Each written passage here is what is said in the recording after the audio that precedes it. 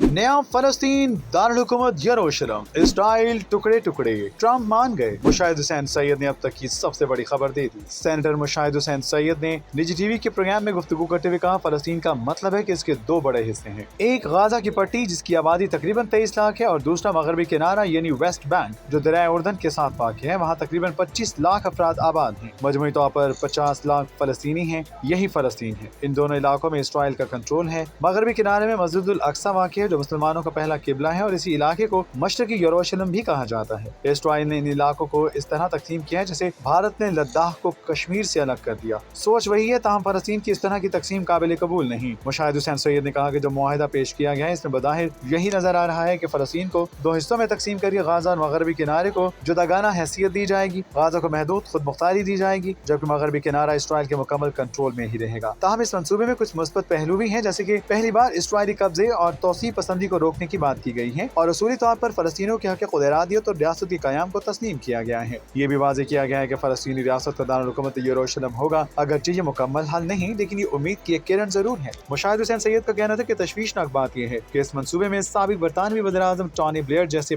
बदनाम जंगी मुजरिम को अहम किरदार दिया गया है, जिसने इराक पर हमले के लिए झूठ बोलकर लाखों इंसानों की जान ली। इसके अलावा इस मंसूबे पर ना फलस्तीनी अथॉरिटी का जिक्र है न हमास का, यानी फलस्तीनी क़यादत को शामिल ही नहीं किया गया। बगैर फरीकैन की शमूलियत की कोई देर पा हल मुमकिन नहीं है।